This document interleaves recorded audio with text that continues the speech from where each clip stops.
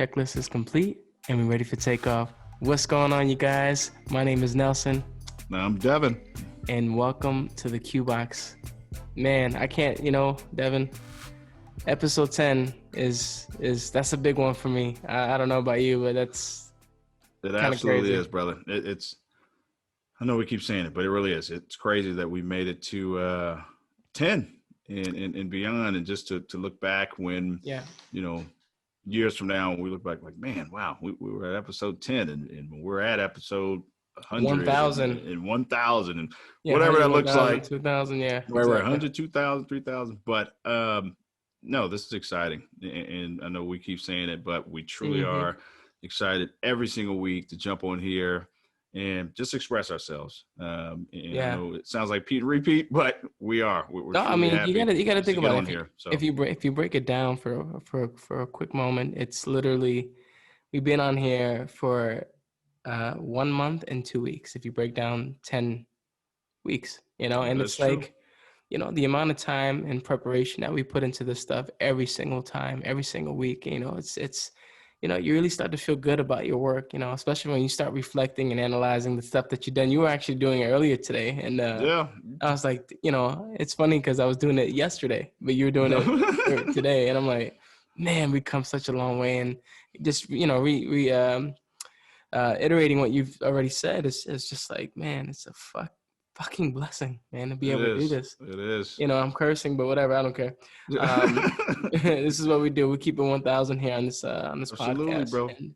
And, guys, if this is your first time ever tuning in, we definitely want you to go ahead and do us a lovely favor and subscribe to our podcast. That way you could be notified every single time we do upload a new podcast. And if you're listening on Apple Podcasts, of course, guys, go ahead and just leave us a comment. We'll definitely love that and appreciate that. With all of our hearts, minds, and souls. Definitely. We will. We really feel good about the work and the content that we're putting in every single week. And man, it's just been such a ride. And, I was telling Devin earlier today, it's this next season is going to be insane. We've been able to connect with some absolutely phenomenal people that said, yes to our invitation to go ahead and interview with us. And we're just super ecstatic. I called Devin the other day. We're not going to drop any names this time. We're going to keep the suspense alive there. But it's just really, really awesome what's to come in the next in the not so distant future. And so definitely subscribe to us. We're going to keep rocking and rolling. This is our life's journey.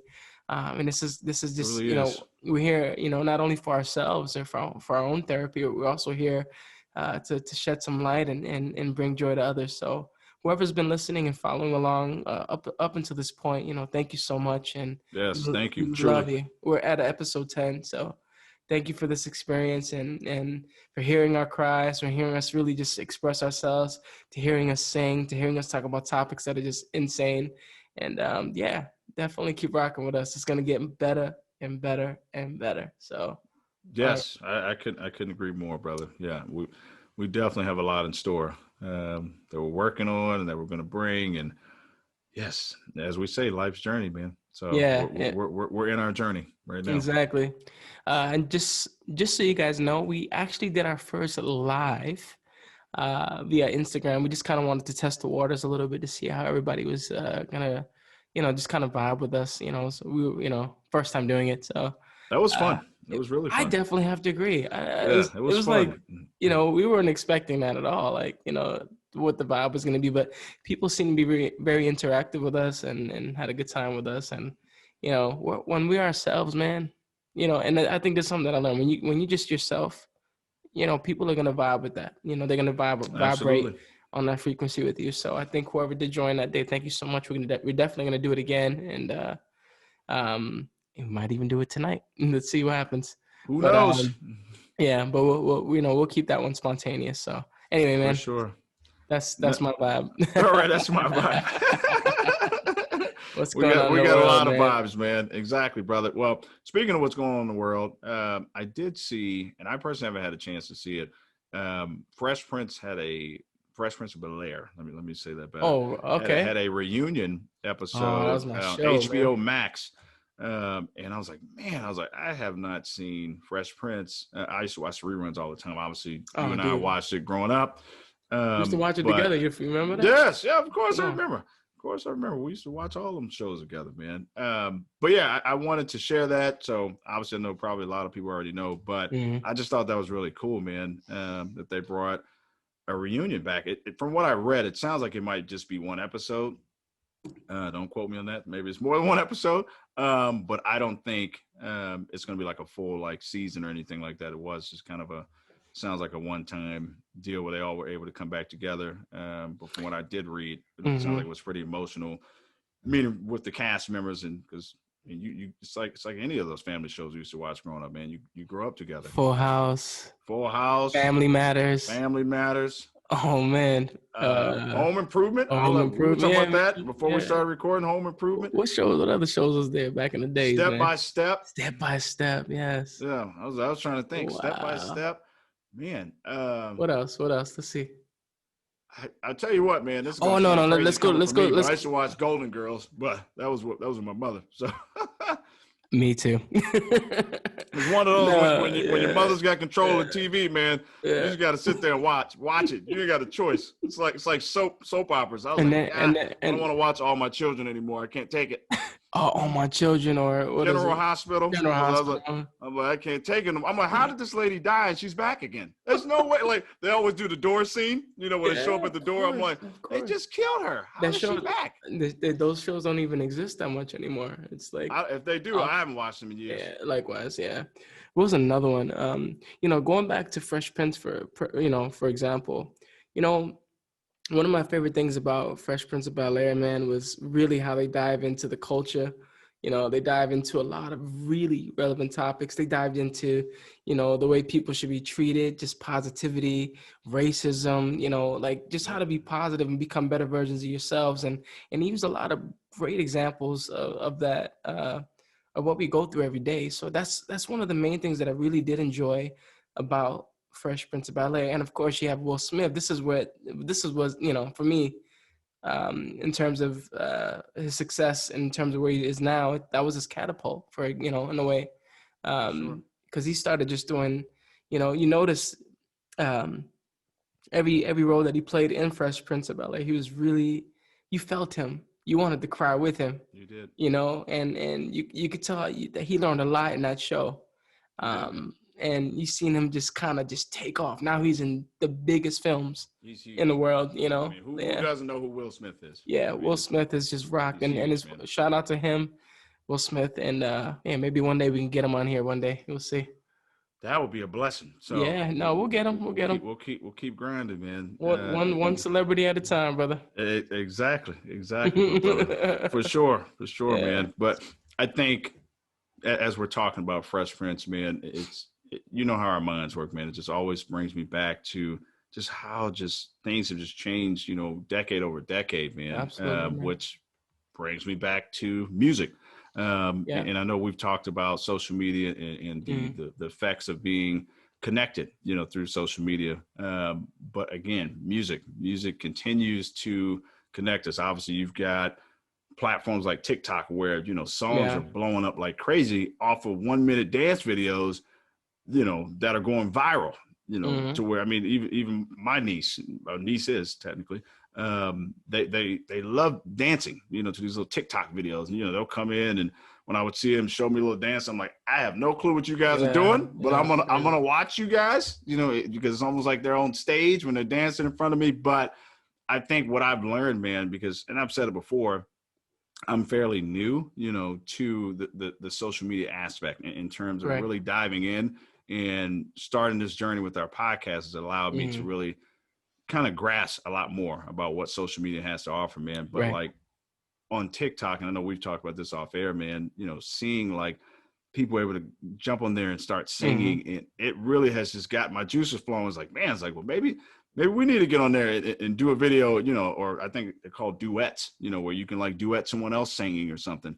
But really when I was watching them or have been watching them, I always come back to you, brother, in terms of your musical journey. Because I'm always intrigued. And again, I've said it before in the previous episode, I don't know everything about your journey, man. So I It's truly true. wanted to take this opportunity to jump back in and Okay. really kind of dive, because we like you said, we pulled back a lot of different layers of us, so I felt it was time to come back to you Yeah. and really start to learn more about your musical journey, because there's a lot of musical layers, if you will, to you. Yeah, it's true. And again, I want to learn about it. Hopefully people listening to this, which I say hopefully, I'm sure they want to learn about it as well. Yeah. So one question I had is, what made you want to become an independent artist? And the reason why I asked that is because, Independent artist, or like now, or an artist, period? you know what? I'll let you take that over. You can answer both. Okay. Well, yeah, that's that. First of all, great question. I think it's, a lot of artists, you think, when somebody enters the world of music, that their reasons going to be very similar, but a lot of times, 9 times out of 10, it's completely different. You know, the reasoning behind it, their why, their purpose, and things like that. Um, so my reason personally is, um, man, I've been, I grew up in a family of music. My roots are from Puerto Rico. My family's Mm-hmm. Puertorriqueño. Yeah, Yeah. so so everybody's speaking Spanish, and I grew up in New York City, so you know, it's. I was always told to sing salsa, merengue, bachata, things like that, and I love my music, from my culture. I love where my roots come from. I love listening to a good salsa song. I love listening to a good merengue song, just vibing, getting into the culture, the rhythm, the vibe. But for some reason, bro, I had a different route. I always felt that my voice was very soulful. And so, you know, and I have to thank my father for that. My father, he's uh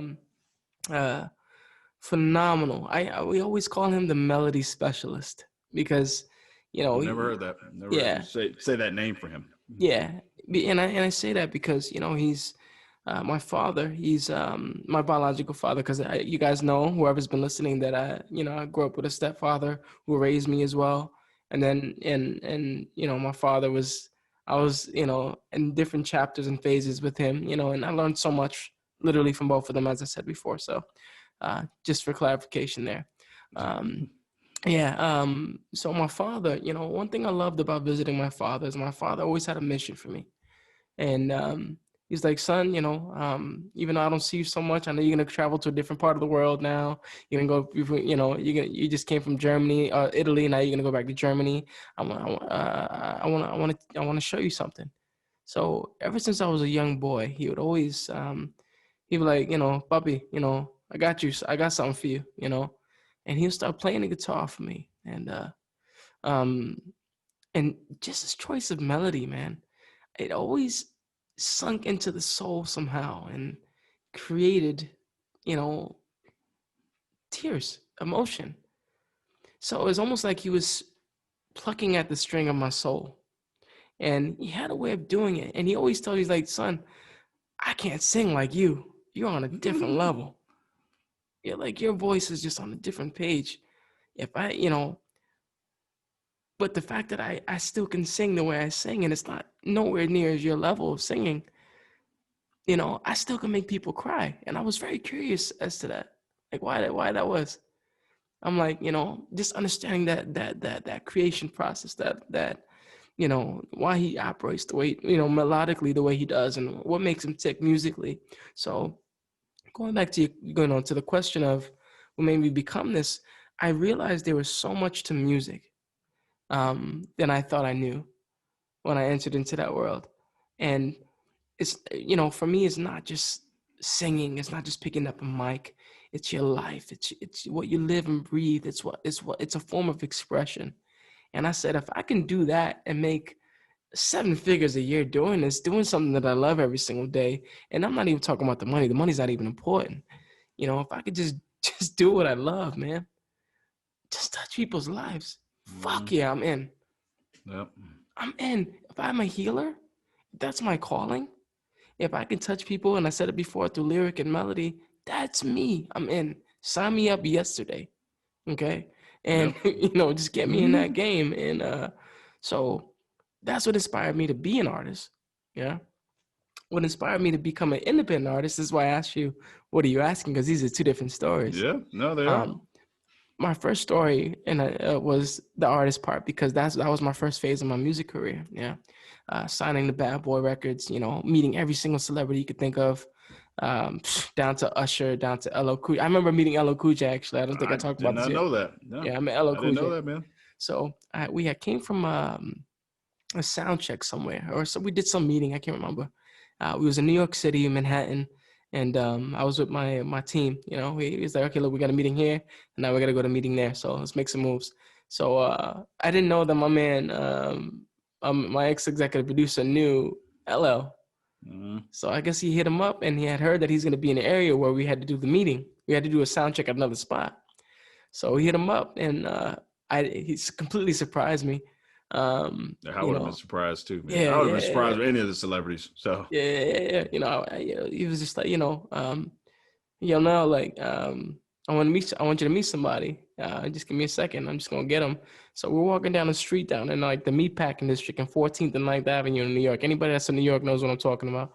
There's a lot of beautiful gigs over there. It's like, a lot of, sort of like a rich bougie area, Okay.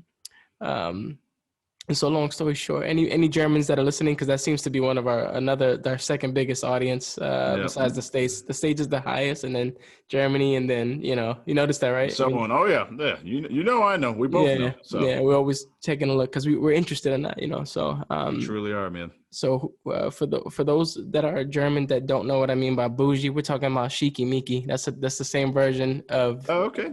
Learn something again. Yeah. That's the version of bougie. And say it again. Shiki Miki. Perfect. Boom. Damn. Yeah, that's actually, that's perfect. I love that. I got it the first time go around, man. There you go. Better. Yes, sir. So anyway, we was walking, and long story short, man, LL Cool J, sure enough, brother, walks out of this venue, and I'm just like, holy shit, that's LL. It's crazy, man. He was getting ready to walk into the Escalade, the black Escalade. He probably had on FUBU back then. You remember FUBU? No. FUBU. He wasn't wearing FUBU then. At this point. FUBU? No. That was a little bit earlier. Yeah. That was early. All right, cool. But he's always sharp, fucking ripped dude, like always in shape. You know what I'm saying? Like the guy, like, and he's always licking his lips. You know what I'm saying? He's just smooth. That dude's a smooth dude, man. Smooth dude, man. Smooth dude. He was like, and he called me. I might never forget this. He's like, what's going on, man? How you doing? What's going on, man? He said, yo, what's up now? How you doing now? You know how he talks, Right. He has a smooth voice, He does. Yeah. He does. Yeah, he's like, yo, what up, man? How you doing, man? It's good to see you. Yeah, it's good to see how you, that you're doing good. I heard a lot of good things about you, And I'm probably doing a terrible accent, but it's close. It's close. It's close. But I'll say, yeah, listen, man, it's a pleasure to meet you. I've loved your work. I've been following you since I was a kid, man. And maybe we could do something in the future. He's like, yo, now anything's possible, man. Anything's possible. Let's just keep rocking and rolling, man. Good, congratulations on your record deal. And man, just keep at it, man. He said, just keep at it. He says, you're only as successful as you want to be. So keep that in your heart, man, and you're gonna be all right. And he gave me a hug, man. He gave me a hug, and he was like, yo, keep rock on, man. Like, do what you do. That's dope, man. I never forget that. That always stayed with me. And for me, that was just magic, because like, I was getting these gems, these nuggets, these golden nuggets along the way. But just fast forwarding, in terms of why I wanted to be an independent artist, what led to that was because of the it's just not shitting on the music industry. At the end of the day, it's a fucking hard business. This is just what it is. I'm not sugarcoating anything here. Anybody that wants to make it in the music business, now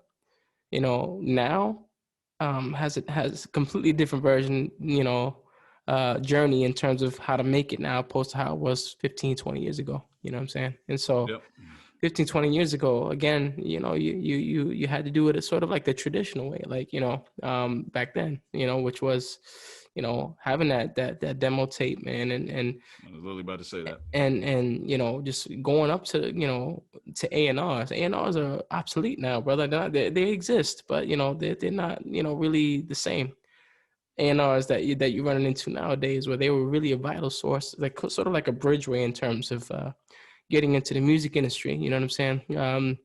Because they're going to talent shows, they're going to anywhere, where they can hear a talent and just kind of pick them up from there, things like that. So nowadays it's so much better now. For me, it's just so much better.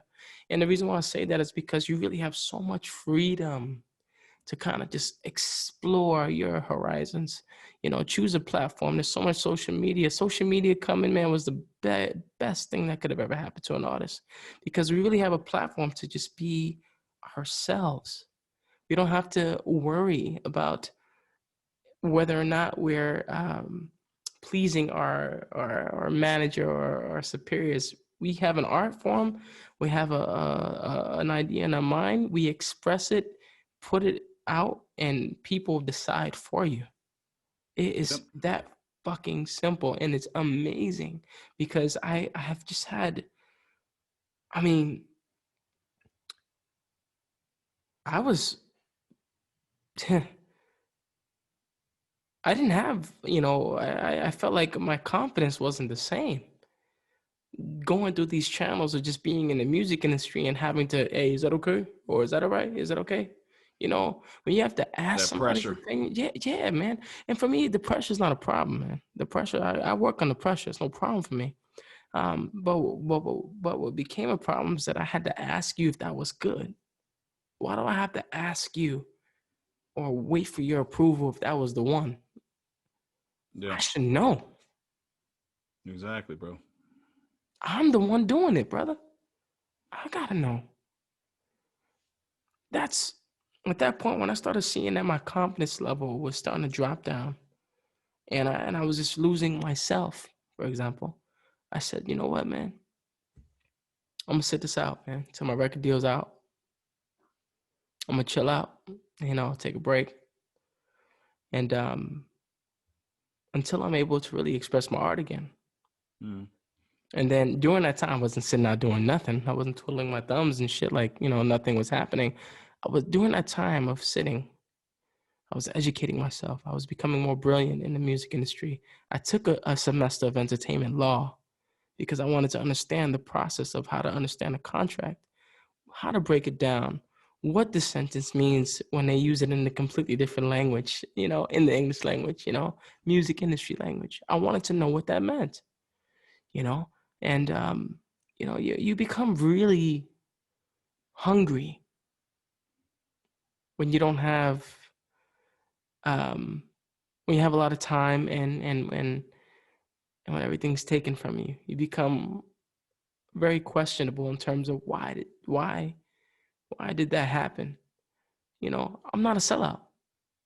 I'm not going to just give myself and sell myself, Absolutely, bro. As it is. I'm going to show my art because I'm just who I am.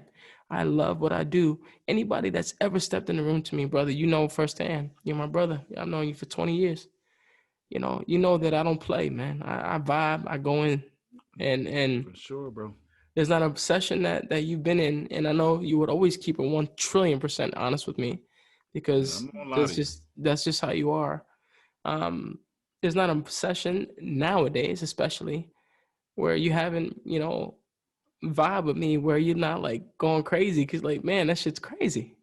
It's because it really is, bro. And I didn't mean to cut you off, brother. No, you're fine. Yeah, it really does just bring me so much joy, man, when we're vibing out. Mm-hmm. And when I say we, really you, and it really is we, because I'll start humming a melody. That's just how quick it takes off, because I'll start humming a melody or whatever, and you do the same thing every time. You say, give me 1 second. You get up from that chair. What I do? You go grab your guitar. Yeah. And you say, keep humming that. Keep doing that. Yeah. Keep do it again. And then and you're finding the chords. You go, do it again. And I'll keep saying, do it again. And the next thing you know, you transition that, and you start playing with beats and sounds. and the right in front of software you, right in front of me, real time, and I'm just like, okay, what is going on? And your favorite word you always use, it's easy. I'm like, bro, this shit ain't easy. It's easy. I'm like, it might be easy to you. I'm like, but it's not easy for most. Not saying that most people can't learn that stuff, but honestly, what it makes me think of, brother, is obviously you're talking about the music industry. What techniques, and I know there's a lot of them, but maybe there's certain techniques that you learned in the music industry that you were able to translate into what you're doing now. Like, is there anything that stands out? Like, man, I remember I learned this, I learned that. And again, I know there's a ton that you incorporated into what you're doing now in terms of making your own music and writing your own music. Okay, so what I'm gonna do, just to finalize the independent artist question. Yes. For me, that was just something that I really, at that point, I realized that, you know what, I've been signed to Bad Boy, Universal Bad Boy at the time, if I remember correctly, because they were working together. And then we did a joint venture with my production company. It's just really, guys, I'll break that down in another video, but it was just going through that journey, man. I realized, you know what, man, in order for me to really, really be successful at this, I have to be me. So absolutely, bro. This is what just pushed me. I'm going to sit it out. I'm going to educate myself. I learned musical engineering. I learned how to produce records. I learned that over time, working with phenomenal people, but then I just really dived in and said, you know what, I want to know exactly how to do this. And I just became a fucking hungry human being in the music. And I said, you know what, I'm going to go full fucking throttle right now. So going into that, I learned very quickly, and I remembered, quite quickly as I was experiencing those things, the things that I was learning, the life lessons that I was unsure about. Like, damn, how the hell did this? I'll just name one, Ryan Leslie. How the fuck did he do that? Because, for example, I'll share his process and how that's influenced me as a music producer. To this day, I still respect the guy. I love the guy very much, man. I really, whenever I see him, it's all love. You know what I'm saying? And always welcomes me in, gives me VIP passes to shows. And whenever he's come out here to Europe, he's like, yo, no, just come back here, man. Just come hang out with me, brother. He's like, you want to go on the stage? Hell yeah, let's go. And then, but I've only did it once with him so far since he's been out here. But yeah, I was gonna say, it reminded me of the story you told me where you didn't even know it was gonna happen. It was super spontaneous, but I felt in my heart that it was gonna be a possibility. Yeah, man. Yeah.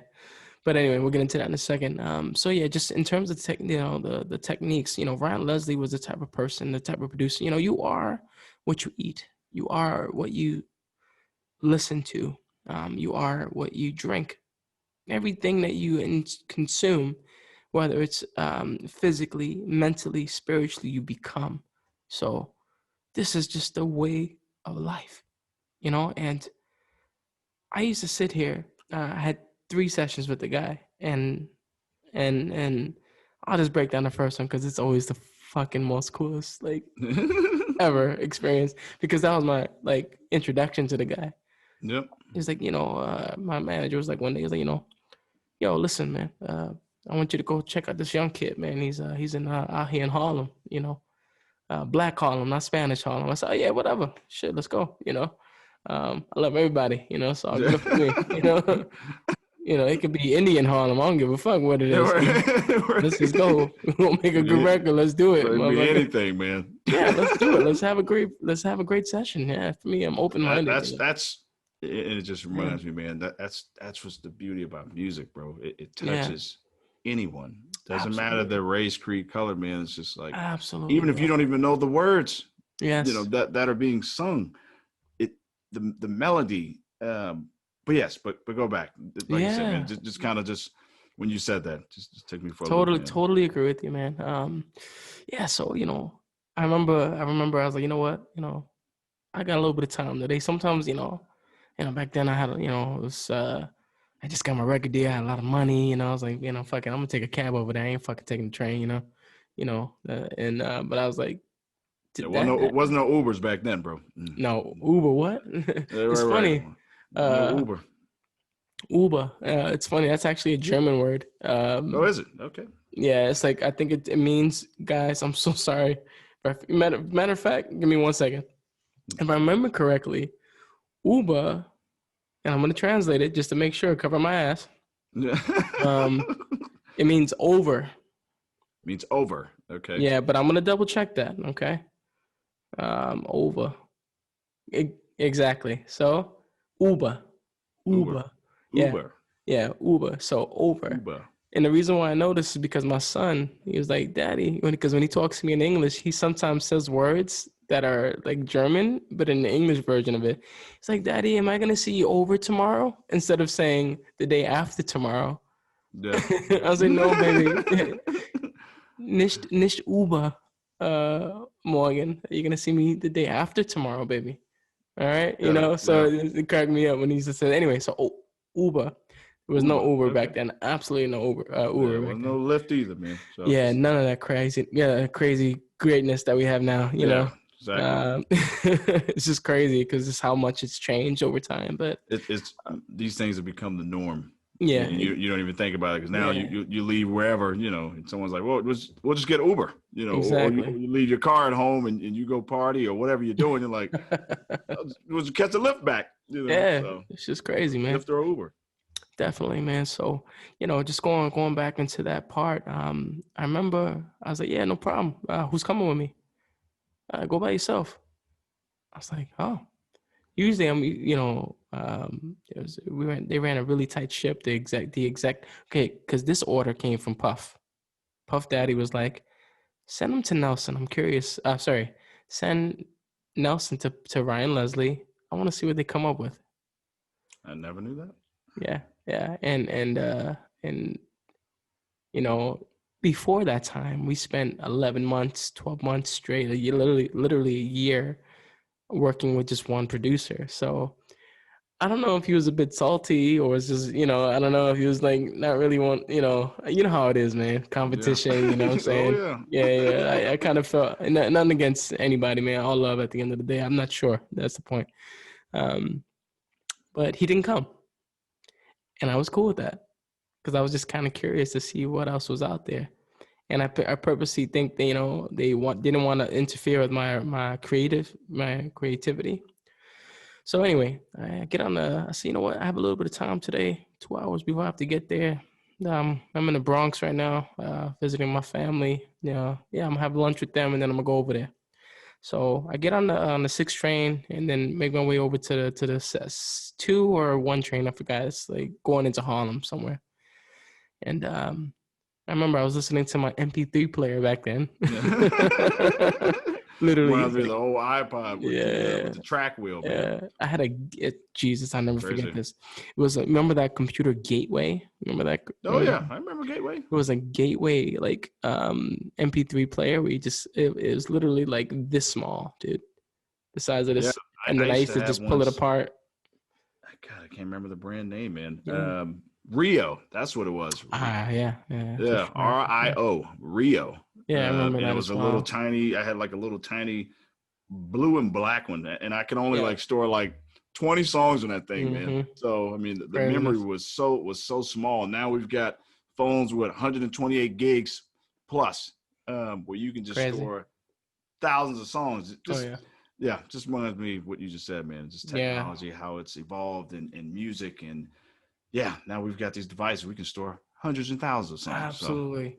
So just going back into that, man, I got there, guys, I love to tell a story. I really want you to feel like you were there.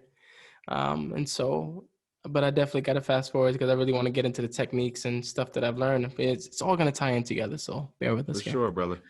So basically what happened, I got on the train, I was there just chilling, listening to my MP3, and I see this big brownstone in Harlem, freaking tall. So it reminded me of the Cosbys. Remember back in Yeah. That's another show, Cosbys. Yeah. Cosby show. That's another. I guess all these brownstones back in New York, like the big brownstones, and so it's just crazy. And so, very cool thing, man. I saw Leslie on the door, And I was like, all right, here we go. I rang the doorbell. Bzz, and so in my mind's going, brother, the videos that you showed me years ago, I remember he was in a brownstone when he that was was him. recording. That's where I was. That's it. That's where I was. It Yeah, just hit me. that's I where I was like, was. I'm like, wait a minute. I'm like, is that the same brownstone That's that exactly I what it was was. seeing in his? And when I say video, guys, the producer Nelson's referencing Ryan Leslie. He used to basically show you his start and finish. I think usually be like 3-4 minute videos of him making beats. And that's what just popped into my head because I remember seeing the brownstone and him walking inside. And Nelson just said him walking to a brownstone. Mm-hmm. New York. You said it was in Yeah, Harlem? Is that where you were at? You were in he was Harlem? in Harlem. Yeah. You were in Harlem. So, and yeah, it just hit me, man. So it's weird. The visual just came all Yeah, it's together. coming So back. Yeah. So we did that, and I ended up. He was like, Ryan Leslie. I'm like, hey, what's going on, man? It's Nelson, man. Supposed to have a session with you today. He's all right, yeah, come on up. And I go in there, man. The vibe. As soon as I walk through that door, the feng shui, brick walls, like beautiful wooden floors. You know, as you guys see, you know, whoever knows Ryan Leslie has followed his journey. You know, remember these videos back in the day when he was in Harlem, and you know, his creative process, man, and feng shui city in that joint, man. Like it's just, it was literally built to create music. It felt like, you know, just get into that energy, that frequency. And one thing I never forget about Ryan Leslie, in terms of and as well in terms of how he produces music, is he literally waits till you get there, doesn't create nothing in front of you. I'm sorry, he doesn't create nothing in advance. And he waits for you to arrive. yeah, so as soon as I get there, he's like, all right, man, so how you feeling? I said, yo. He said, tell me about a story that you recently went through. Give me a relationship story. I'm like, all right, yeah, no doubt. Got you. You know, that's what I went through recently. I told him about a story, you know, about a girl that I liked that, you know, but she had a man at the time, so she was just kind of giving me the hard time. This is back in the days, man, you know. And I was like, all right, yeah, that's what it was. You know, she wasn't really giving me the time of day, but she liked me low key, you know, but she was just respecting the man, which I respect that, you know. So Sure, you know, I bro. always told her, listen, you know, yeah, man, like when you, I know, you know, I know you feeling me, right? Yep. Okay, Yep. but you know, I and know. I I know you already got, know where you're going with it. As yeah. soon as you said it. Yep. Yeah, I was like, it's funny. I'll sing I a little never bit. knew this, by the way. I know where you're Yeah, going, but go ahead. I'll sing a little bit later. But like, great fucking record, man. Didn't know what I was going to expect when I walked into the room. All I remember was he's like, oh yeah, that's a great story. I'm actually in that vibe now. I'm going through something similar. I said, oh word, damn, that's crazy. And he said, yeah, give me a second. So he opened up a session. And, you know, Logic Pro wasn't really existing back then, so Pro Tools was the main go-to. Pro Tools is still popping to this day, but you know, a lot of producers are going Logic Pro Tools, Logic Pro Tools. So I guess that's the standard now, Logic Pro and Pro Tools. But yeah, so my man was like, yeah, give me a second. So I never forget this, bro. I said, so is there anything I need to create or do anything right now? He's like, no. He said, no. I haven't actually created anything. I wanted to talk to you first. It's like, oh, okay, cool. Never worked with the guy before. Never knew what the hell to expect. Never looked at his videos. None of the above. Yeah.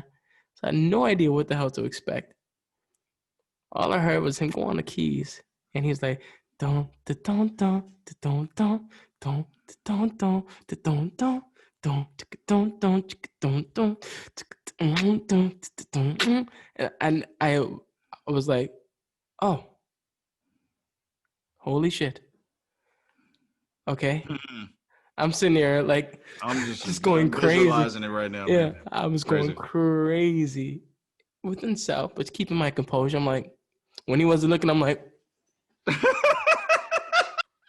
and he was looking, I'm just like, yeah, that's hot, man. That's crazy. That's crazy. But when he was, I'm like,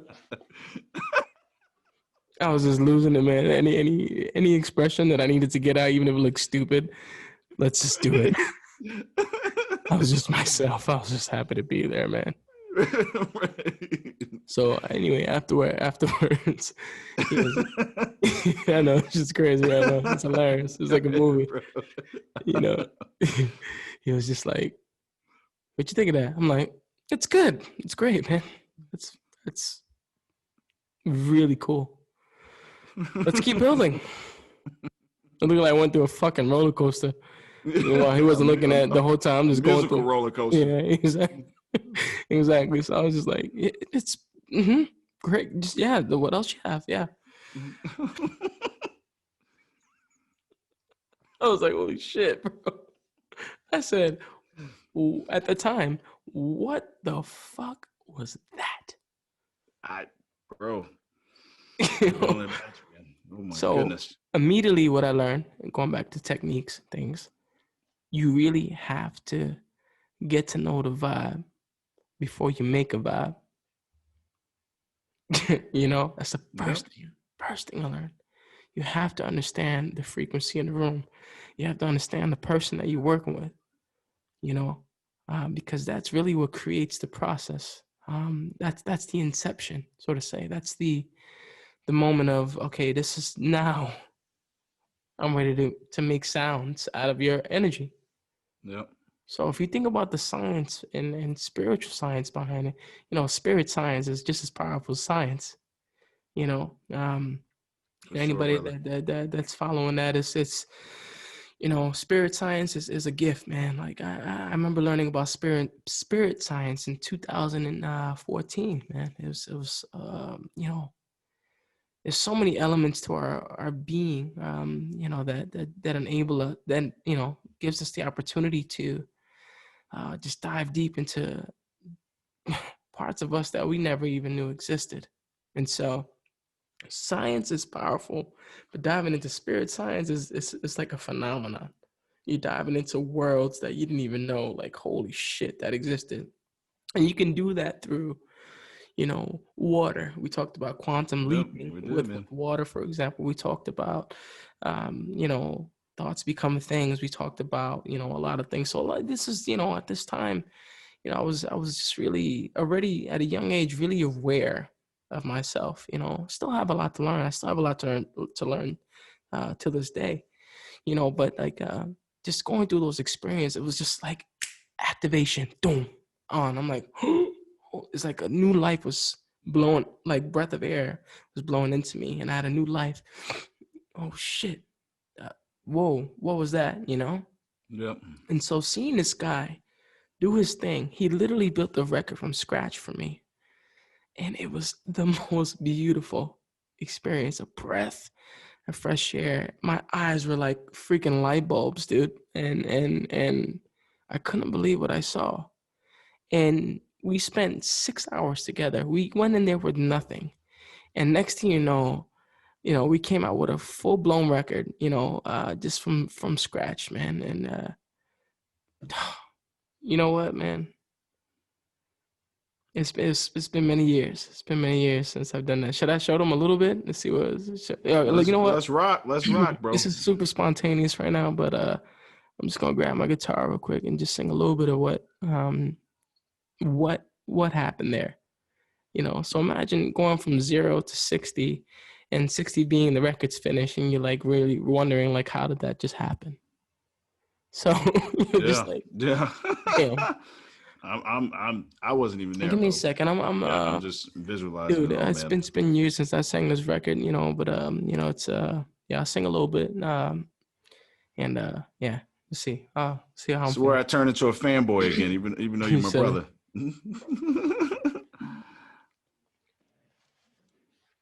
So let me just plug the guitar in. I'm not sure, guys. Listen, I'm not sure how it's gonna sound right now. We don't give a fuck. We're just being spontaneous. Absolutely, bro. This is the whole point of this thing here. Do your thing, man. Just let me know if you can hear me at all, brother. Can you hear me fine? I can hear it. Okay. So anyway, I'll never forget this record because it was just something that it was almost like the introduction to who I was going to be eventually. And to this day, I'm still friends with the guy. and just really, it was just really a gift to be able to experience that, because I felt like I had many lessons to learn in that session. For sure, brother. In all 3 sessions actually, and to be honest with you, anyway, I'll tell you that in a second. Yep. So the record him and I created, he took my story and we just wrote a record together. So we were just vibing out. Can you hear it okay? Oh yeah, I can hear it, brother. And damn, I didn't even warm up yet. All good. So we're gonna vibe out. Yeah, so and I remember that very clearly. And then we started writing, and I was just like, you started out as just my homie. I understood your situation. Never stressed you when you called me. And I just fell back, I was patient. Out of the games he played with your heart. Give it the time and space to do you. So don't ask me where I've been until you're ready to choose. I ain't locking down to your girl till your mind is made up. Let me know the deal, shorty, tell me straight up. Gotta tell me if you're ready, girl. I'll be in the streets, you know where to find me. You know I'll be a girl. I'm sick of playing games with you, baby. And then he was just like, I know you're feeling me. The time we spent was just better. I know you got a man. You've been reaching out to me night after night. Time to make a move. I know we're supposed to be together. I'm here, choosing. So let's go, bro. That's just a snippet of how that went, man. Let's go, brother. It was just a magical experience. So, I'm just gonna disconnect here. It's incredible, bro. Yeah. You might not be able to hear the guitar so well, but as long as you guys heard me singing, that was all that matters. But it's yeah, give me 1 second.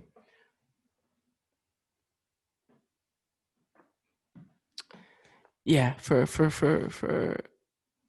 me doing that, and after working with one production team for so long, was just like, damn, just a magical experience, bro. And really, again, a breath of fresh air. And how many? And it just came to my mind, brother. And I'm just thinking, because I know most of the songs that you did with him. Was it a total of 3 or 2? I can't remember. So I did. Wait 1 second. Choose Us, Serious, It's Not Easy, and I did one song with Nina. I sang a verse on a Nina Sky record. Oh, Nina Sky, I remember them. Yeah. So they're so dope. Another dope. The twins, right? The twins, man. I remember. Never forget it. They were like really cool, sweet people, man. Well, I didn't know them in person, but I just, obviously seen the videos. So yeah, back then I had my Puerto Rican hair. Now I shave my head bald, but like, they were like, they always only saw me with my hat on, and so it's like, they're like, take your hat off, let me see. I never forget. I'm like, you sure? No, back then I still had a little something back then. I was still doing good. So. You were still living life with the hair. Yeah. Now we're just living our life without the hair. So we're still living. Acceptance is key. Anyway, very much so. So what I learned from that experience, brother, tech from a technique wise, point of view, is that, again, going over the vibe, understanding the vibe of the person. And I learned social media through that experience. I learned that was my first time ever creating a MySpace page, and yeah, you mentioned that. Yeah, and I knew nothing about it back then, and he's like, listen, you have to, again, capture your process, show people what you do. And to this day, I'm implementing that every single day. If you guys look at my Instagram and also my YouTube, you guys see that I'm really showing you, hey, this is what I'm doing, man. This is my creative process, and I really want you guys to have a good time doing, experiencing that with me. Like, be there in another way. Speaking of YouTube, for those that may not know, where can they find your YouTube? Yeah, so I know you've got a lot of musical videos, man. Yeah. So I'll just give you the first two for now. Right now, I'm really focused on a sound of, Sounds Digi music. That's something. That's a place that I'm really, really, really promoting and just showing my creative process at this point. And also, I had a personal music page. I think it was Sound of Nelson, yeah. But I haven't really been active on here for a while. I just really wanted to focus my energy on Sounds Digi music, and then just really kind of like merge everything into that one channel, so you guys can see a little bit about me, a little bit about my creative process, a little bit about every single process that I do in terms of music. And so I kind of want that to be the main hub right now. But in a later episode, I'll mention the other personal channel, because I'm still kind of revamping it up and things like that. So I'll let you guys know about that one as well. And Digi, because I just thought about it, it's just D-I-G-I. So yeah, it sounds like digital. So sounds and then Digi. D-I-G-I. D-I-G-I, brother. Yep. Yeah, want to make sure I pointed that out. So definitely. Yeah, we'll leave a link in the description below. It's music is such a beautiful way of being, literally just being, and whoever chooses that as a job and just really goes full throttle, it's just really you really get to see the fruits of that labor. Absolutely, bro. I think what's coming to my mind now, because obviously you just shared your voice again, brother, which truly was off the cuff. You might not be able to hear the guitar because I realized that I didn't turn the mic volume up on the guitar. Okay. So you might not be able to hear the guitar, but I don't know if we'll keep it in here, but we're just being honest right now. But if it sounds great, I'm gonna listen to it again, make sure I didn't sound crazy. Yeah. But if you don't see it in here, it's because we took it out. Yeah, most likely we'll leave it in there. At the end of the day, they heard your voice, man. Yeah. But that brought me to another question. When it comes to professional training, man, have you, obviously we talk about your musical journey. That's clearly a huge key aspect of becoming an artist, finding your voice and training your voice. Have you had professional voice training? Great question. I get that a lot, especially when people hear me like, man, how does your tone sound like that? And I'm like, really? That's what you hear? I'm thinking, I'm confident, I know I put in the work, but like the way people describe it, I have to really take a step back and from a humble point of view, and be like, damn, that's what you're hearing? Shit, that's cool. Yeah, really. It's just fucking. No, for sure, brother. And so yeah, great question, man. So I never really had full school on training, but what I did have, was a really, really, really great experience. It was when I was in middle school. I say seventh, it was in seventh grade, 7th and 8th to be exact. Yeah. No, it was in 7th grade. You would just say 7th grade. I went to this cool school in North Carolina. My dad was in the military, so my stepdad was in the military. So we, at this point, we was in Fayetteville, North Carolina. All right, all my military brats out there. Fort Bragg, right? Yeah, Fort Bragg. Whoop whoop. Yep. Right. I always got to shout out the military bases. Oh yeah, brother. We'll throw out these areas, but for those that are have that military background, yeah. They'll know exactly what bases we're talking about. So absolutely, man. And so it was in a school called Central Middle School. I'll never forget it. Central Middle School. No, excuse me. It's incorrect. Lewis Chapel Middle School. Yeah, okay. Central was in Anchorage for us. Yeah. I'm sorry. I got too excited. No. That's what happens when you move around as a military brat. The schools get mixed up where you're at. So, but continue, brother. So, Central Middle School. Lewis. And in Fort Bragg. I'm sorry. Godly. Lewis Chapel and Fayetteville, North Carolina. Forgive me, guys. That's where we're staying. So I remember going into the school. I was like, fuck, man. At this time I was like, I never, stood more than 1 year in a school. That was an experience that I really, any military brat would understand. Like, you know, a lot of times when your parent has to travel or go to the next duty station, you know, it's literally sometimes you're there for 2 years, 3 years, 4 years. And then sometimes you're there for 1 year and you got to get up and go, you know, and go to the next station, you know. So I went through that a lot, man. It was, you know, it got to a point where we were staying a year in one place and then bouncing to the next, you know. And then so I went through a lot of schools, man, because of that. And so Lewis Chapel, I, you know, was really interested in football at the time, like hardcore football, you know. And you know, and of course I was still singing at the same time, you know. Those are two things that I really enjoyed the most at the time. And yeah, man, long story short, uh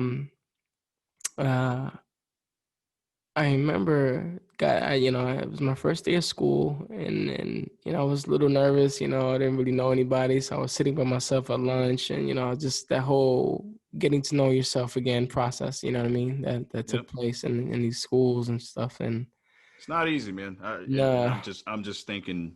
And again, I want you to continue, brother. But I think and again, you don't have to be a military brat, but for those that have had to change multiple schools, you know, yeah, it's not easy to try to essentially pick up where you left off, where you may have had, you know, where you built friends and relationships, and now you're trying to start all over again. I know when I would go to schools, people were almost kind of like, okay, who is this guy? And you're trying to fill everyone out, and then when people realize, okay, he's a comedian and he's a singer, then people would eventually start gravitating towards me, man. And during that time, right, you could imagine still during those times, you still have peer pressure. You still have absolutely, bro. You still have jealousy. Even in this age, it's absolutely mind blowing. You still have people that are hating on you, and you're like, damn, I didn't even know I started this young. You know, so like, you know, shit, man. That was an interesting school. I became popular really quick, and I'll tell you why. Anyway, going there, my first day of school. I'm just like, all right, cool. And then all of a sudden, I remember I was sitting there in breakfast. First day of school happened. I was getting to know the classes, blah, blah, blah. And then day was done. Second day came. And I remember I was having breakfast in the morning. And I get a call from this man on the intercom. You know how they make announcements on the intercom. Can Mr. Ortiz please come to the principal's office? Nelson Ortiz. And I'm sitting there like drinking my milk. I remember those days, but mine was usually because my mother was showing up to school because I had done something. Mine wasn't for any other reason. But I was just like, yo, what the hell's going on? I just got here. I didn't do nothing. Right. Oh, yeah. Oh, no. I remember. Sorry. Let me rephrase that. Nelson, can you please come to the Nelson Ortiz, please come to the choir room immediately. So I'm just like, choir room? I hadn't been to the choir room yet. That was one of my classes. And I was like, all right, cool. So I go there. And this is man there, African-American, very, very articulate, very strong, very educated, beautiful energy, confident in what he was doing. He was like, Mr. Ortiz, how are you today? I said, I'm good. Did I do something wrong? You know? He says, no, you didn't do anything wrong. I heard you were a singer. So I'm thinking in my mind, that's why you call me to this in front of everybody? Right. Everybody can hear this on the intercom. Yeah, but I didn't dare ask him that. You crazy? I was freaking a kid. I was like, yeah, I sing. Yeah, I sing. He's like, yeah, I heard. Oh my God. How did he hear that, you know? Right. So yeah, I've been singing for quite some time. You know, at this time I'm still a baby. You know, don't know anything. Never had a record deal. No real professional experience. You know, I was just like, man. You know, it's like, yeah, I heard you sing. Listen, do me a favor. You're gonna be in my class. His name was Mr. Washington. Gotta shout him out because he's an amazing, amazing soul. Gave me a lot of life lessons. A lot of life lessons. Give me one. I'll give you one. So I'm about to give you one now anyway. So he was just like, all right, listen, do me a favor. After class tomorrow, after school tomorrow, I want you to come to my choir room, and I want to try something. I said, okay. I had no idea what was going on. All I know is that he knew I was a singer, and he was just wanting to explore to see what happens, you know? Yeah. So anyway, I go to the class. I'm just really like not knowing what to expect, you know, that little nervousness that I have. And it's interesting how life flows. You just, you know, when you're that age, you're just kind of flowing through life, not really understanding what's happening. You're still molding and developing. Yeah, you're still molding and developing. And, you know, I see that now with my son, and just him just flowing through life. You know, I'm just like, fucking gift. Look what that is, you know. Anyway, is, bro. We'll get into that. But he got in there. He's like, hey, Nelson, you're 5 minutes late. I'm so sorry, sir. I immediately, you know, I just had that natural respect for him. You know, being a military brat, you know, you know, we learned yes, ma'am, yes, sir, immediately. We sure did, brother. And this besides the military, that's just how we raised. Period. It truly is. You know, and so yes, I'm so sorry, sir. I was still stuck in another class. He said, all right, try to be on time next time, okay? I said, no problem. Sorry, come to the piano. Sorry, yes, sir. So go to the piano. And he says, what songs you singing nowadays?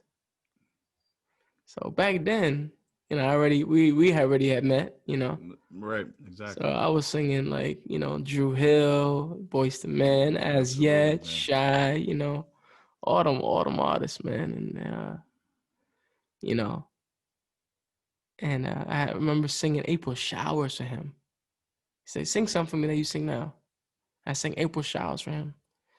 How does I can't remember. How does it go again? April shower me with your love. That's how it goes. Yeah, how's the verse go? And girl, I'll give you all the love I have inside. In what is it? In this heart of mine. Yeah. Something like that. Oh yeah, thank you. Yeah, I had a thing. I said that I it for you forever and all time. Yeah. Thank you. I couldn't remember. I literally couldn't remember. No, I had to think about it myself, brother. Sorry to put you on blast, but no, hey, it's all good. But dude, man, I sang it because I knew it fluently back then. You know, no problem, all good. Right. You know what his reaction was? He sat there like this. Okay.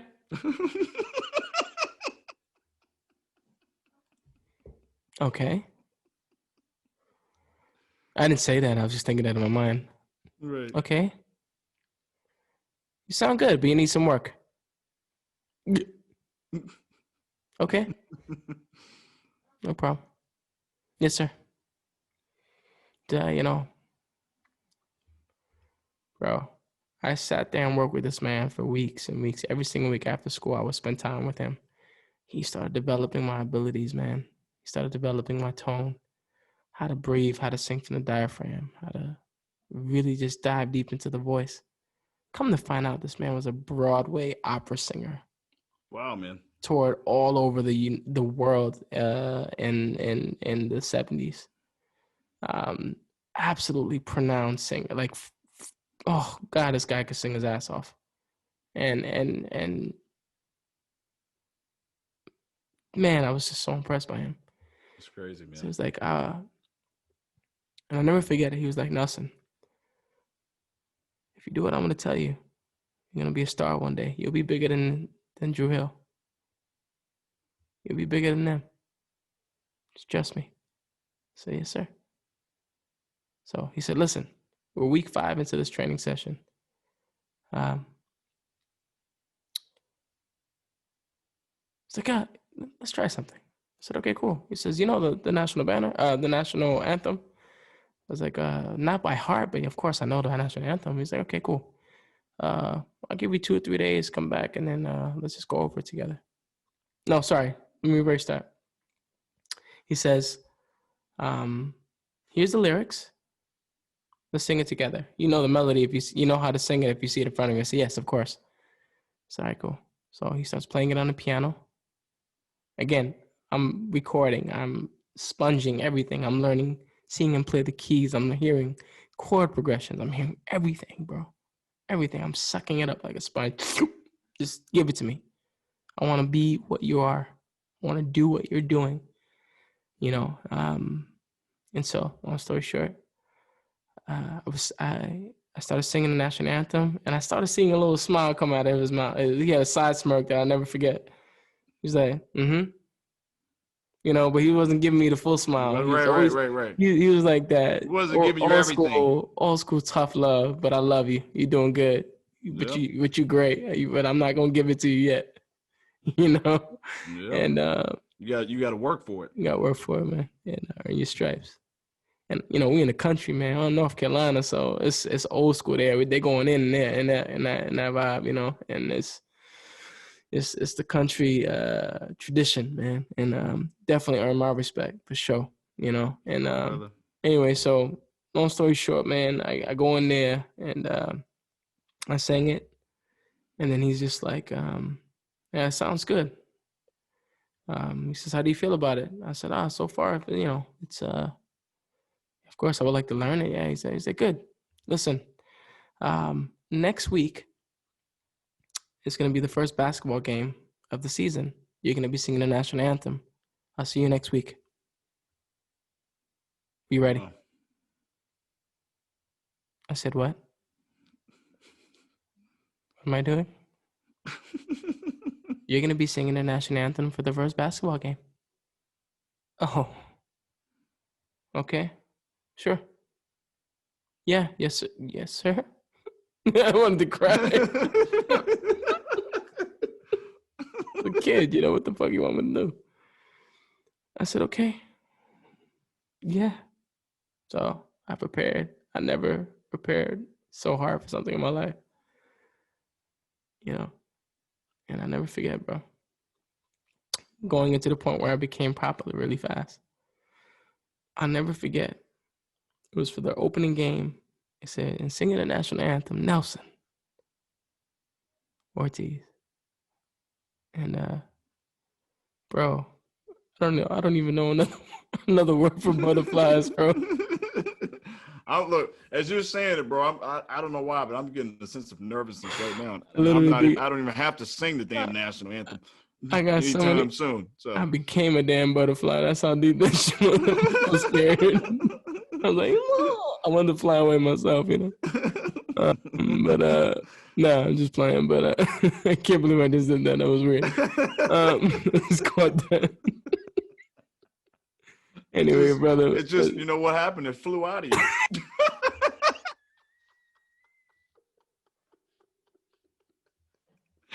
Yo, I promise you, it was fucking insane. It was insane. Absolutely insane. So anyway, bro, got there. I was nervous as hell. And but I knew my stuff. So I never forget it. Sing the national anthem, Nelson Ortiz. So I walk into the middle of the basketball court. You know how it is. You know, it was like they had the rally, you know.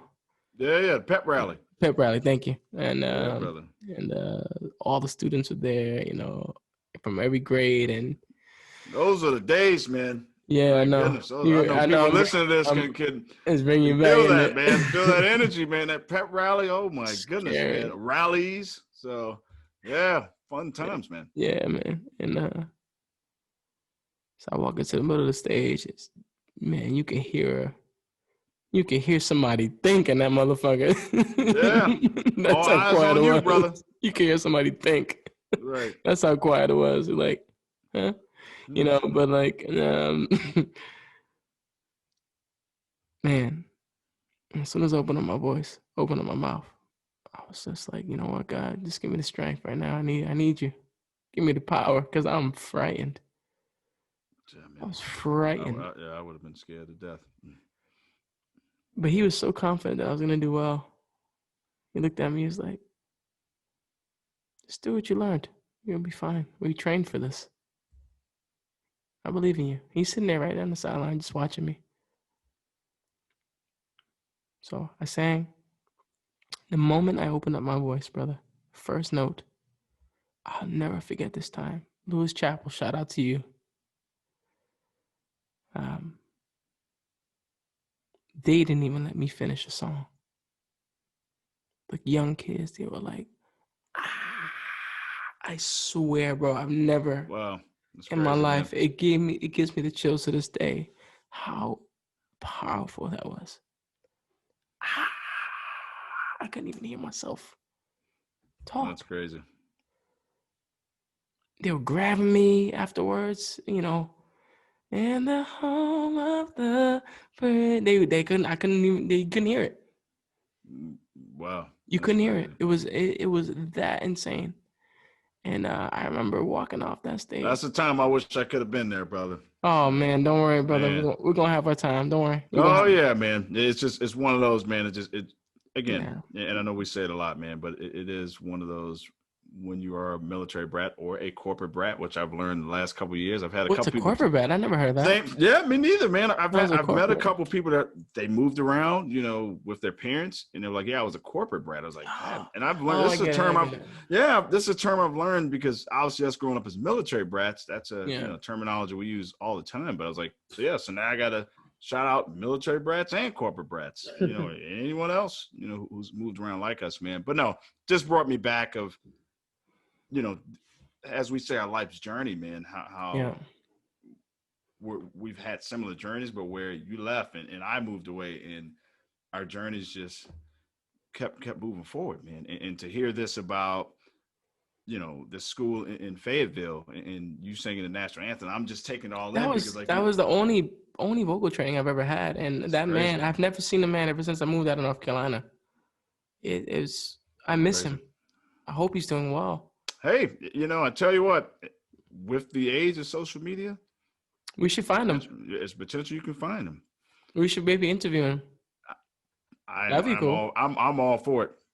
I'm all for it. And heck, maybe he'll sign me up to sing the national anthem somewhere. And I'm like, oh man, at this age I got to do it. And he's sitting on the sideline like, you can do it. I'm like, oh man, you sure? Yeah, man, it's absolutely crazy, man.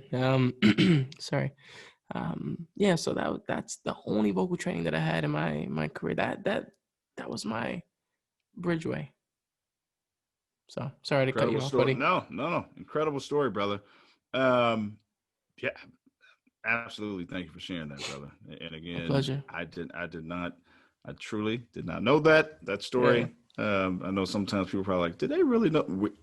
I really didn't, and vice versa. When I'm telling Nelson something about myself, there are a lot of things we do know about one another, but there's a ton that we don't know. But I guess another question that, as your best friend, that I want to know, what are some challenges? Obviously, we're still continuing this musical journey, meaning you explaining it for yourself. What are some challenges, if there are any? I would assume there are. What are some challenges that you experience when you're writing and producing your own music? Because you're doing this all by yourself, so you don't have a team of people helping you, you know, or a team of writers or a team of producers. Again, you're doing this all on your own. So, are there any challenges that come with that?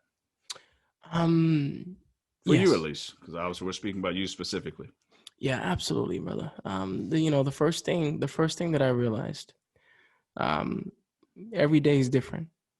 You know, you never know what's gonna come out of a session. There'll be a day where I got a great idea and I go in the studio and I'm like, fuck, why am I not in pocket today? You know, it might be the way I'm playing the guitar. Could have been my vibe. That's why, like, you know, for me, it's so important that my energy is fed positivity all day prior to going into a music session. Because if not, you know, what's gonna happen is you're gonna be consumed by that, and then it then starts to paralyze your ability to create frequency musically. And I'm saying it like that for a reason, because It's literally everything is a frequency. Everything is a vibration. Everything is feel. So if you're having a fucked up day, that day, for example, you have to really make sure you heal your mind and your perception of that vibe, because what's going to happen is you're just going to become consumed by it. And so yeah, of course, there'll be days where, I'll have days where I'm in pocket. I'm ready to write. I'm ready to just rock and roll. I record a dope record. I'm just feeling amazing. And there are days that I do exactly that. Oh God, I love those days. Those are fantastic. Oh yeah, no. Those are the days. If you guys follow me on Instagram now, like the real Nelson, yeah, the dot real dot Nelson with 4 N's at the end. Okay. Um, every time that you guys see me, they kind of sharing the creative process is because that's exactly what happened that day. That's how transparent I am when it comes to my creative process. So like, yeah, but definitely these things happen. You're going to have good days. You're going to have bad days. You're going to be on, you're going to be off. This is life, but it's up to you, brother, how you channel that. So for sure. The other, and you said a word in your last statement, man, frequency. Yes. Can you break down, if you will, kind of the what music frequency is? Okay. Because there's a lot of scientific backing when it comes to music frequency. Spirit science. Yeah. So can you break that down, brother? Yeah. I think I shared this in another video.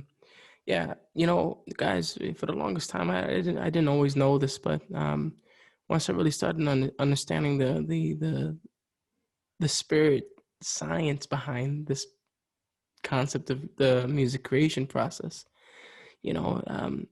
I became really curious. I just really wanted to understand how that worked. What really makes up the process of a song.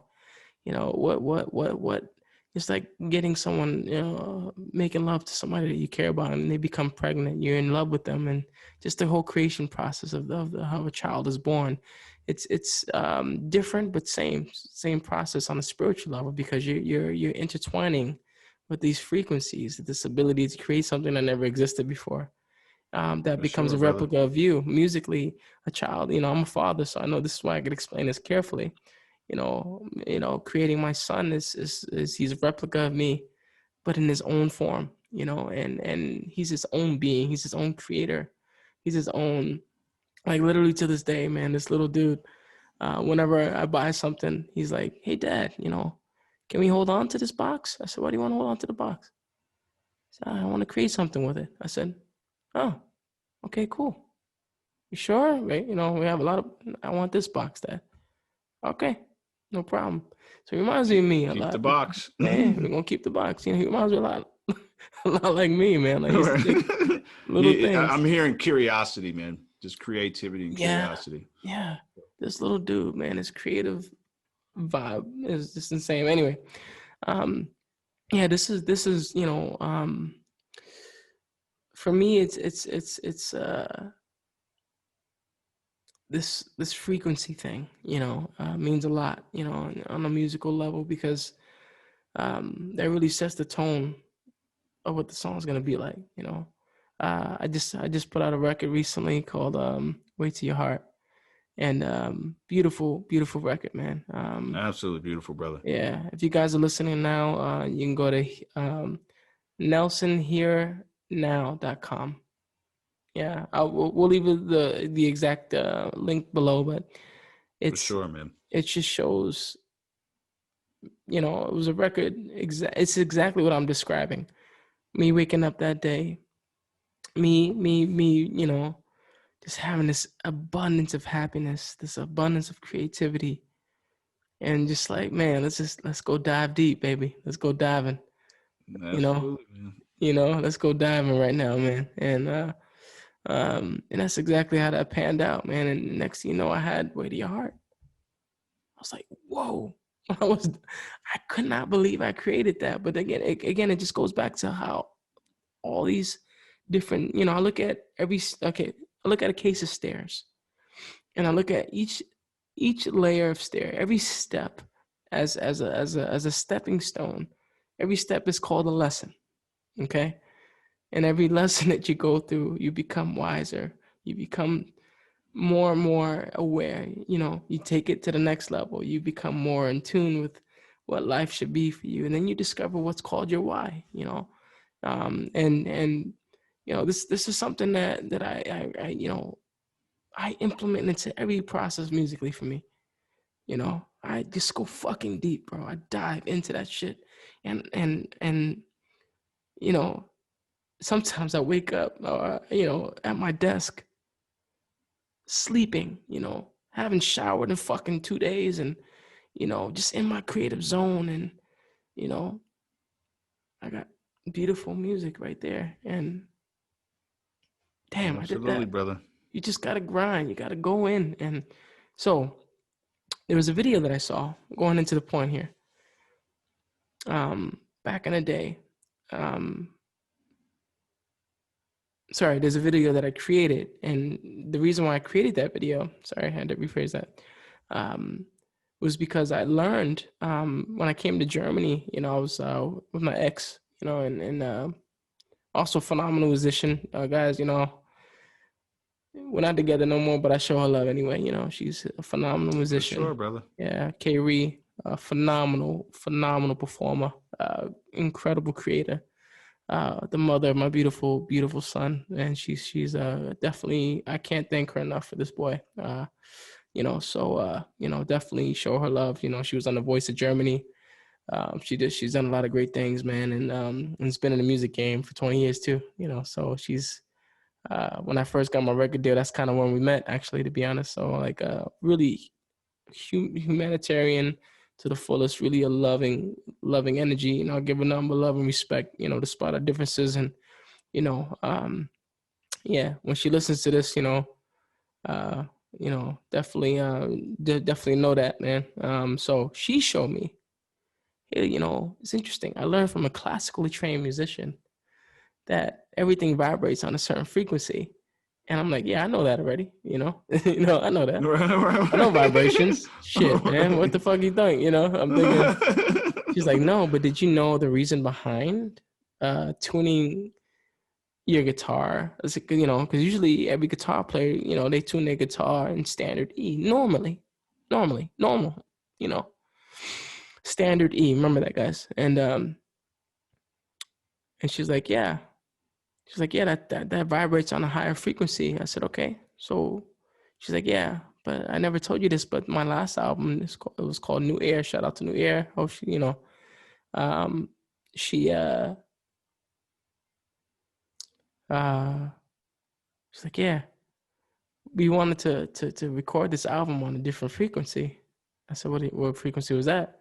She's like, we wanted to record it on 432 megahertz, which is a half step down from standard E. I said, why did you do that? And she's like, because that activates the soul chakra. So what the hell does that mean? I wanted to know more. I know what a soul chakra is. What does that mean, you know? She says, you have the ability to touch people physically. Yeah. But there's a different level when you're able to touch somebody on a soul level. And she's like, and we wanted to create a whole album like that. And I said, fuck, that's deep, man. I said, okay, let's hear it. Let me hear the difference. So I did my due diligence. You know, I just wanted to understand the difference between the two, you know. And bro, I found that I was way more emotional spiritually, and it just came out through the soul, of course, you know.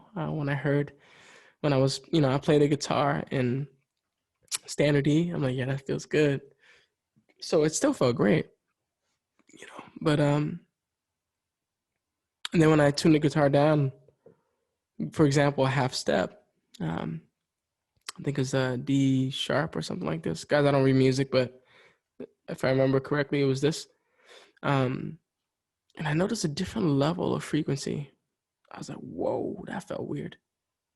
Something I never felt before. You have to imagine, you know, you're discovering the body, mind, and soul. The reason why it says, yeah, I want to touch you through your mind, body, and your soul. All these things it's not for no reason. It just reminds me when you do hear, doesn't matter whether it's the beginning, middle, or the end of a song in a chord or just a drum or something. You're like, ooh, like you start seeing, people's faces kind of do this, and it's like it's like someone's just pulling at your musical heartstrings. You're like, whoa, like how, whoa, like, exactly. What's happening right now? Exactly, brother. Exactly what that means. And I just felt an abundance of happiness. So I wanted to test this theory. I said, I know what I fucking felt. And I did a kind of like a split test. I had like 2 shows one night, excuse me. And I said, I'm going to play one show in standard E, guitar tuned, and one show in D sharp, I believe. Excuse me, D flat. Ah, God, Jesus. A half step down. So you guys know, you music heads over here. I just tuned it a half step down. Okay. And, I played it, in standard E. Fucking great show. Oh, I never forget it, man. Just the vibe, man. It's just like, oh, man, just diving into the soul of music, man. And being able to get the reaction from the people, man. It's just fucking electric, man. It's scary as fuck. But when that fucker kicks in, that shit that I talk about always, you become a different person, man. Really, you just dive into a different person. Great show. Absolutely, brother. Great show. Great fucking show. Nobody cried. I didn't really see nobody crying and all like that. It was just people just fucking like, damn, that shit's crazy, Boom. Next thing you know, I did the second show. I half step down and say, hey, let's see what happens, hopefully something. It's not a bad reaction, Right. And that didn't go well. That kind of feeling. Didn't go over the way I thought it would. Well, I fucked that up, didn't I? Congratulations, you're an idiot. You know what I mean? So it's just like, I'm just kind of freaked out. Long story short, you know me. And so I was like, fuck it, let's do it, man. I feel good about it. So I did it. Did the show. Man, I'll never forget it. The reaction was the same. Oh, yeah, that's great. But I saw a lot more emotion pouring out. Like, they really were feeling it for some fucking reason. I tell you what, man, my mind's going. And I know you know this and anyone else. Michael Jackson. You remember, like, they would have to... People would faint. People would faint. Okay? Yeah, people were fainting. They would have to... people were leaving in ambulances. I'm like, what? I was like, what is going? Is this a church show? People passing out? Like, what's going on? People catching the Holy Ghost? What is going on? No, it's real. It's like real. Literally, no. You see them like this, and then they go. It's not funny, but it's correct. If you like. I'm like, who is this guy? It's like the Pope singing or something. I'm like, who is this guy? You sound like the Pope. What's going on? But yeah, I didn't mean to steal your thunder, bro, but it really took me back growing up and watching Michael Jackson. I'm just using him as one example, but I mean, just the way this man would touch people with his music frequencies, and you just felt every bit of it. And I wish I would have had the pleasure of seeing a Michael Jackson concert. Man, growing up, didn't my actually crazy enough, my father saw the Jackson 5 when he was younger. I remember my grandmother told me about it. I think she took him. But yeah, when he was younger, he had the opportunity to see the Jackson 5, and I was like, man, that would have been. There was any era that I could have just put myself in. I always say I feel like obviously our souls are old, but I always feel like my soul has been like 60s, 70s vibe. I've been telling you that since we were kids, man. I know, man. To this day, I can't. That's my vibe. So to this day, I can't even compete with you, man. I remember you was on the call with me and Peebo. Yeah. My other brother that's also living here in Germany, man. Shout out to you, brother. You're gonna be on here soon, sharing your journey with us. My stuff's like, come on and go with me, babe. Come on over to my place. It'll be so nice, babe. Come on and go with me, babe. Come on over to my place. Yeah. It's like some candlelight stuff. Yeah, I had to take the air on it. That's my vibe, bro. Yeah, that's dope, man. Anyway. That's dope. I love that, man. That's the first thing I said, man. I was like, yo, you guys got y'all know your old shit, man. And you know what? Like, That's what's beautiful about this creation process. You know, it's just music. Sure, period. It's just very timeless, man. And you know, you can learn even in 2020.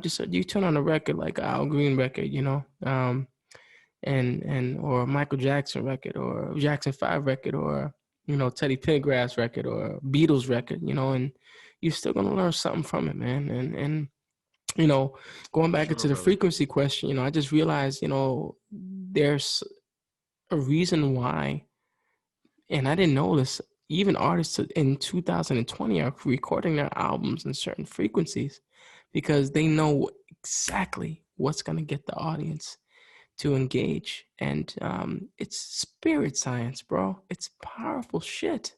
It's crazy. I didn't know that. I never knew that until my ex told me about it. I said, man, you're brilliant. Shit, I didn't know that, man. I'm a creator. But I didn't know you could do that. That's some superpower shit, man. I didn't know that. You know, and it's not to control people. It's just to understand the science behind touching people through a lyric and through a melody. That's as simple as it gets. You know, so it's a white hat version. It's a good thing. You know, it's something that's supposed to be therapeutic, so you can become, you know, grow or overcome something. You know, because there's often times that we're sitting in life and we're, you know, we get that wave of sadness that comes out of nowhere. We're like, what the fuck was that? Right. Why are you here? Can you relate? I'm sure you can relate.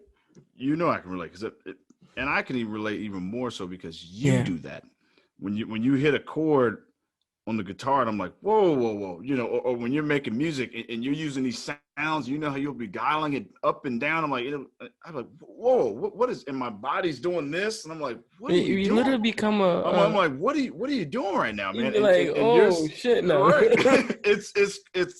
It really does. It takes over your body. It's almost like, you know, where I can't remember what country it's in. We'll just say Middle East, you know, where they're playing, you know, like a flute or whatever that is, and the snake is coming out, you know, like that's how it feels with music, where it's just like, powerful what stuff, is happening to me right now? Absolutely crazy. And you can't control it. Absolutely craziness, brother. Crazy, man. Crazy, brother. And no, continue, brother. Yeah, so yeah, man, like it's just I realized that there's a science behind everything, and you do from a creative process, man. And so I just fell in love with that process. You know, I said, you know what, man, in order to be great, you have to dive into worlds that you've never been into, and you always have to stay fluent. You always have to stay familiar with these processes, and most importantly, stay hungry. So you know, it's just for me. I was so amazed by this 432 megahertz and when I tested and saw how effective it was for the audience, it's like, man, this is brilliant. This is fucking brilliant. Mind you, they've been doing this for thousands of years, millions of years, probably. Anything that the inception of music itself, my guy, gotta imagine, you know, the things that they already you know, were familiar with. I'll give you an example. You know, back in the days, in those Stone Age days, where like, you know, you had these fucking huge ass stones, bro, and they were you know, able to put them perfectly in these different like little blocks. Sorry, I'm hitting my mic over here. These little blocks here, and it's just perfectly in sync. From my understanding, they were using some sort of tone, frequency to drill through certain points. It's some deep shit. We're gonna go through that in another video. But I'm already intrigued, brother. But just going back into the whole music thing, like, you know, tone, music. Like, music is powerful. Music influences. Music, apparently, from what I've learned, builds things. You know, tone, you know, frequency. Everything matters. That's why it's so important. That's why music is therapeutic for everybody's life existence, not just because of the words. The words are beautiful, you know, but there's a reason why, you know, when you step into a concert, and sad, and when you walk out the concert and it was the best concert you've ever seen in your life, that you just walk out there light, like a beam of light. Why? Absolutely, brother. Something happened where it just illuminated your sadness. It healed it somehow. And then you just become enlightened. And, you know, and this is, again, the grand all question. This is why I do music, because I really enjoy what it does to people when it's done correctly, when it's done the right way, when I'm able to really just go in and just touch you, it just makes sense. This is my why. Yeah. Anyway. Yeah. No. Hey, brother. Thank you. That's the first word that comes, or My first pleasure, two brother. words that come to my mind. Thank you for sharing, again, some of your musical journey. And I know I say it, we will absolutely circle back again. Yeah, I think we need a part 2 for this one as well. For sure. I know it sounds like we say that on every episode. Well, not every, but some episodes. We feel like, and it's just there's a lot to learn, and again, even as your brother, as your best friend, man, there's so much that I want to learn. Yeah. So yeah, some of these episodes, I know we've said it before, they will, there will be most likely a part 2 if we deem necessary, which I'm in agreement with you. I feel like this is definitely something we need to circle back to, which, if there's anything we can say, music, no matter what topics we touch on, music is truly the connectedness between me and Nell. So there's a lot of things that connect us. But you know what? You said something very powerful there. That music on this topic, music is literally what made us become friends. It absolutely is. That's how we met. If I was not a singer, that's how we met. Your brother would not have introduced me to so and so and so and so and so and so, and exactly, which eventually brought me to you. So that's exactly why we are best friends after 20 years, man. It's because of music. It never changes. If that's not powerful, I don't know what is, man. Absolutely. And many people can say that around the world, having that music connection, whether you're a singer, whether you're not a singer, just even having the same love for a genre of music, that just music in general. Bro. It truly does connect so many people around the world. Absolutely. But I'm going to, after you gave us all that good content, brother, and like I said, it's not even enough. We didn't even go through the questions today, man. It's not enough. But again, it's something we'll definitely circle back and touch on some more. We're definitely but I do want to. Oh yeah, we have to, man. But I do want to give our audience the quote of the day. Yeah, let's do it. And this one's, I know last week I actually used my brother, and the week before was Nelson. So this one's actually coming from her name is Jennifer Vera, and this one says, wait, what is it? Yeah. Jennifer what? Jennifer Vera is her name. Oh, Vera. Okay. Vera. Okay. I always joke. She's Spanish, right? She's Spanish, correct? Yeah, Jennifer Vera. There you go. I'll let you say it because I don't want to mess it up, man. No, you did well. You did well. All right, brother. But no, this one basically this says the moments that define us and test us to our core are blessings in disguise. Oof. I couldn't say read it again enough. Yeah, sure, brother. The moments that define us and test us to our core are blessings in disguise. Bro, give me your thoughts. God, I feel like that's exactly what we've been saying on our podcast, bro. The moments in our life have tested us beyond words, beyond belief. But when we truly look at it, they're blessings because we learned something. Yeah. We've come out a better person. This is all part of our, we say it a ton, but it is part of our life's journey. And having these events that happen in your life and those moments that define you, or at least it feels like it defines you at that moment. And it tests that inner core to where you're like, man, this hurts. This sucks. It sucks right now, man. Yeah. But when you realize, and you said this, and I can't remember if it was the last episode or the preview or the one before that, when you realize that things are happening for you, that's when you realize it's a blessings in disguise. Mm-hmm. Because it's happening. It's happening for you, and that is the most even for me. I can't say it enough. Like, yeah, there's times where I'm like, man, how is this happening for me? Like, there's no way this is happening for me. But again, when you look through that lens, this is a blessing in disguise. When you say lens, what are you talking about exactly? I would say. Sorry, I had to ask. Yeah, no, I think the lens of for sure, brother. The lens of really putting on that set of glasses and saying, looking at the world as this is happening for me, because it's very easy to have those glasses off and everything's happening against you. Everything, 100. like, why is this only happening to me? Yeah. Because it feels like, we've all had those moments where it's like, man, Jesus, is this dark cloud following me everywhere I go? Yeah. It's like the game Mario Kart, where you get the cloud over you and you're trying to drive and move and of course. you can't get it off the top of you. That's sometimes how life can feel, man. But eventually that dark cloud goes away if you allow it to, because I always say you have to receive change. Yes. Change is not going to come unless you want it. Yes. That's just a fact of life. But yes, that's where, when I say lens, putting on that set of glasses, man, or lens, and looking at things happen for you. So that's where, the blessing in disguise, man, comes into play. But what are your thoughts on that, brother? Man, where do I start with that, man? I know, man. I see 3 major gifts there, major nuggets. First thing I saw was the blessings in disguise. I'm gonna run it backwards. Sure. The blessings, that are born in any one of our lives, come from some sort of pressure, some sort of struggle, something that's put us in a point where,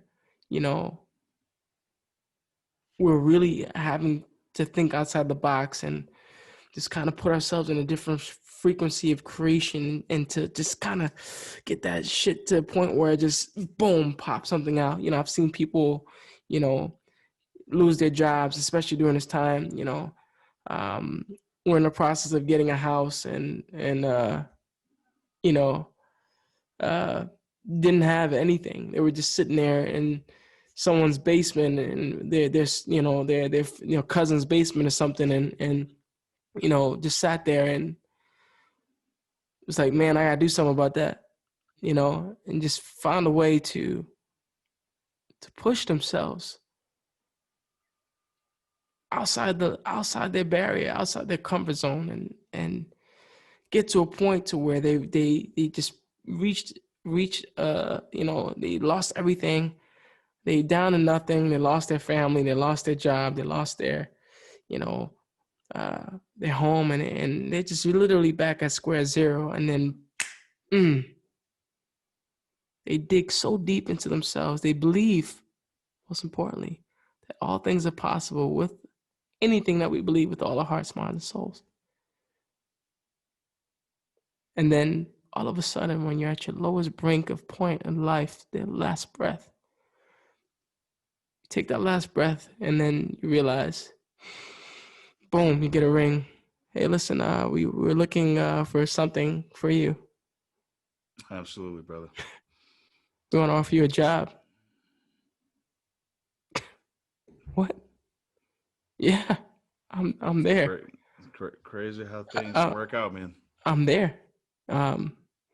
Boom, the other phone rings. Listen, man, we saw that. We just want to let you know, good news, that we're closing on the house now, and congratulations, you got the house now. Congratulations. Shit. Yeah, this is great. Yes, please. Yes. What the fuck just happened? Holy shit. Boom. Get a ring. Crazy, man. Get a ring. Hey, I thought about it. I can't live without you. Your family calls you back. Somebody you care about so much, they call you back. I love you. I'm sorry. I was fucking insane. For sure, brother. I'm here. Next thing you know, everything is back when you've lost it prior to that. So when you say the moments that define us and test us to the core are blessings in disguise, because exactly for those reasons, we are meant sometimes to go through a life lesson that helps us graduate to the next level of self. And I cannot make that shit up. It happens every single day. It does, brother. That's just my opinion, guys. And I can't say anything else behind that. Yeah, no, I think I can't even add any words to that, brother. Yeah. Can't add any words, man. Good shit, man. So, brother, I just want to tell you something, man. It's always, thank you so much for another fucking great conversation, man. It's always a pleasure to talk with you, man, and just kind of just talk about real things, man. Like this is I look forward to this every single week just because of this experience. This is unfiltered. This is just who we are as beings. Absolutely. And guys, thank you so much for tuning in to this another journey with us. We're in episode 10 now, guys. We love you so much. Truly do. Oh man, we can't thank you enough for this opportunity to be able to just express ourselves. And we look forward to another episode. We're about to jump into episode 11 next. And crazy, man. And again, if it's your first time doing it, guys, coming on board with us, and welcome aboard. Definitely do us a favor and subscribe to our lovely podcasts, both here, all major streaming platforms, as well as YouTube. Literally, this entire conversation that you're going to hear from an auditory point is also available on video. So we're recording both at the same time. Yep. So you literally can get both great experiences. You can see our funny facial expressions, all the crazy stuff we do. Oh yeah. I always say if there's something that we say or sometimes it may be funnier just seeing on video. So. Yeah, exactly. or some facial expression. So yeah, interesting thing before we get off about I learned something through the whole science of people that are listening to podcasts. Listening opposed to watching. They say that I'm a fan of both personally. I love to listen. I love to listen. Absolutely love listening to it. But I also love watching people at the same time. I enjoy the expressions. I feel like, just reacting to everything that they're doing. Like, oh yeah, Right. Yeah, that's great. But what I wanted to say in regards to that was, they say that there's when you just listen to somebody, you just tune in from the audio point. They say that you become closer to the person. Like they become familiar. You become close to them. Like you want to check in on them and see how they're doing. Like almost like you know them. And there's some deep stuff behind that. Like, you get familiar with the voice, and so it's just, there's a magic behind just listening to a podcast opposed to, as well as watching. You get two. Sure. You get both from both things, at least from my point of view. But anyway, brother. Great conversation, man. I just wanted to share that little nugget. I learned that today, actually. It was just interesting. We know that subconsciously, but we don't really understand sometimes until it's like actually said out loud. Like, oh, damn, I didn't think about it like that, So, yep. Yeah, thank you for sharing that, brother. Yeah, definitely. So, guys, anyway, thank you guys so much for tuning in to this week's episode. Again, we're putting everything out on Sundays now. Saturday or Sunday, we're gonna be flexible there. So, if we get it out early enough, we'll have it out on Saturday. For sure. But we just want to tell you we love you so much, and thank you for this beautiful opportunity to just express our heart, minds, and our souls, man. And we look forward to the next episode with you. We're not going to tell you 11. Yeah, we're not going to tell you what it is yet, but right. Anyway, guys, thank you so much for watching, and we will see you on the next one. Thank you. Take care, guys.